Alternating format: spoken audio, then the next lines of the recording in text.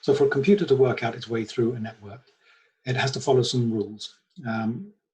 The first set of rules we're going to look at is something called Dijkstra's algorithm. I think it's Dijkstra's algorithm. This is the basic form for searching through a network. I'll say already now that this isn't actually, or shouldn't be, the method used in most cases, but is the ground form. We will look at a more advanced form after this. This goes through the basic details, what the computer is actually going to have to do in order to solve this problem. Remember, computers are very quick, but very stupid.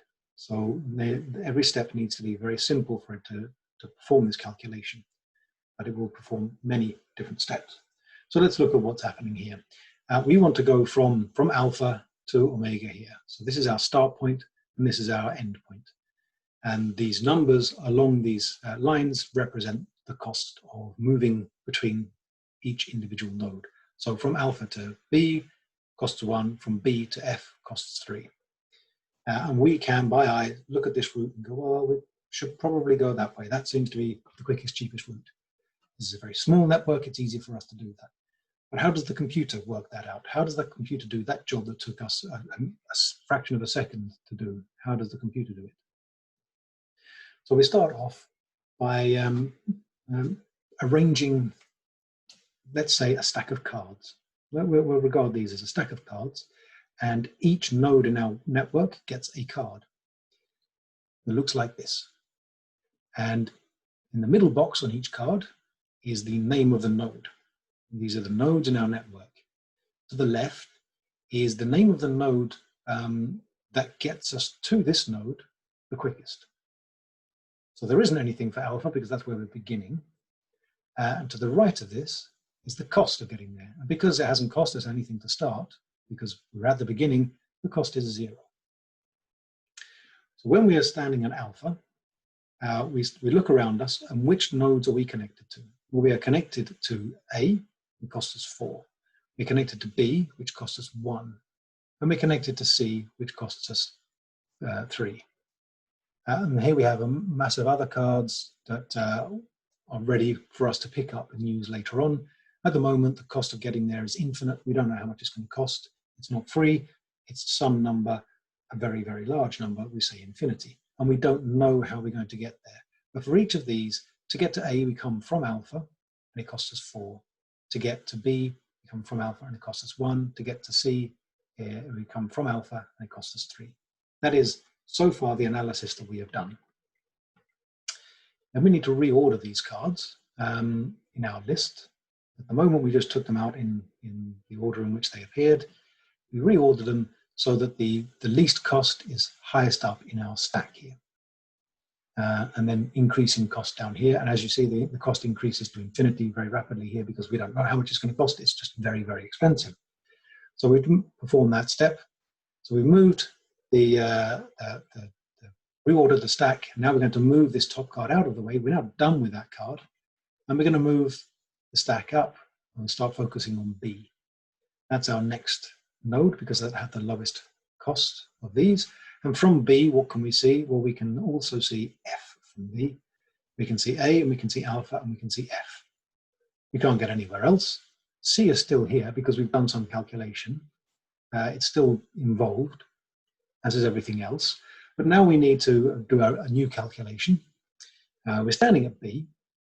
And in order for us to get to A, it's actually cheaper to go via B. We can go from alpha to B to A.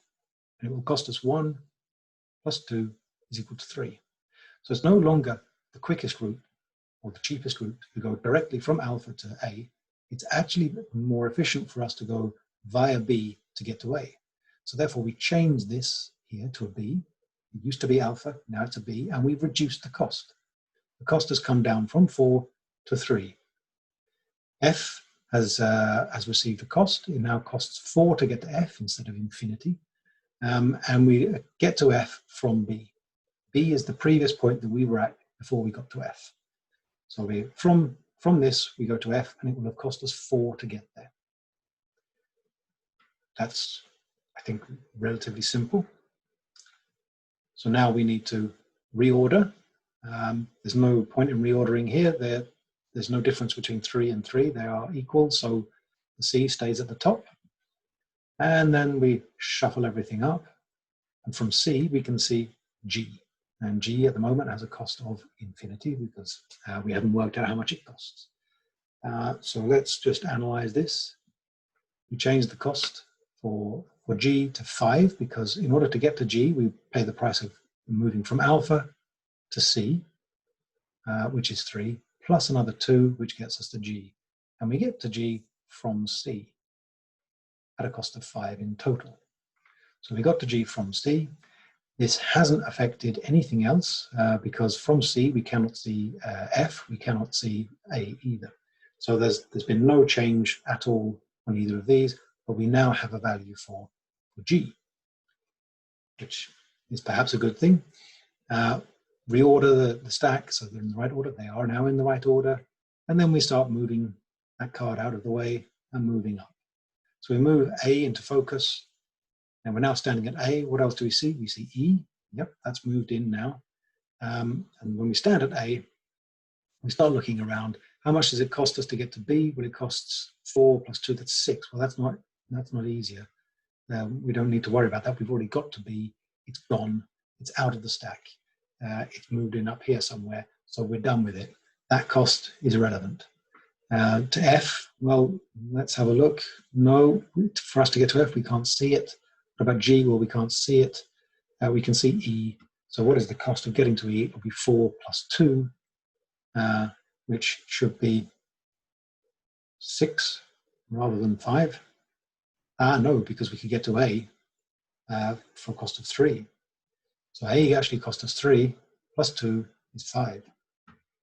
So that's our cost. We have to remember that we're always taking the cheapest route to get there.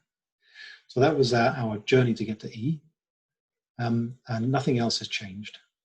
We set that up, and now we can move our focus on. We reorder the cards so that they're in the right order. We have F coming up next at a cost of 4. So F moves up to there. We analyze this. What do we see from F? Well, we can see E, we can see H, and we can see omega, and we can see B. B is already dealt with. We have E there. H has moved up omega, which is our target, and E is already there. So when we analyze this, to get to E, it will cost us 1, 3, 5, 6. So that's, yeah, that's more expensive. So we don't really want that. When we look at getting to H, that's going to be 1 plus 3 is 4. That's H is going to cost us 5, presumably. Yes, it does. And we get to omega via 7. But we're not done, unfortunately. We found a route that cost us 7 to get to omega, but we're unfortunately not done because there may be a cheaper route. It may be possible to go via G and get to omega at a cost of 1. We don't know yet. We know, but the computer doesn't know. The computer needs to know. The computer needs to search its way through this network to find out where the cheapest route is. So now we continue our journey. So we've dealt with F, and our next cheapest card is the G. So we start looking at G, and what can we see from G? We can see I and we can see D. So those two move up here, and then we work out the cost for those, which is 7 and 6 respectively. We reorder that, move up the next card, which is E, and that's over there. Right, okay, so we analyze E. From E, we can see F and we can see H, and yeah, there's the H there. F we've already dealt with, is up there. It's already cheaper to go directly to F than via E. Okay, so we carry on analyzing this. We're now down at H, analyzing H because that's next in the stack. We look at that. What can H see? It can see F and it can see omega. F has already been dealt with. Omega's still there. Doesn't come any cheaper than 7 by going from H because we're already able to get there via F for 7. We then add on this 3 here. It's costing us more. So let's not bother with that. It's going to cost us 8 to get there. We're back to I now. We go up there. We look at I. What does it say? Well, we can see J. We can see D. There's J. We put that up there. It's getting close. Finally, we're there. We finally managed to find our way through to omega. It took us quite a few steps to get there. or it took us a lot of calculating to get there. But how did we actually get there in the end? What is our fastest route? So we can get rid of all those cards. They're not useful. And then we start looking at this. We got to omega from F. So there's our F card. How did we get to F? Well, we got to F from B. So let's find our B card. Here's our B card. That's not our B card. That's not our B card. There's our B card. So there's our B card. That's what we want next. How do we get to B? We got to B from alpha. So we bring down alpha, and there's our route.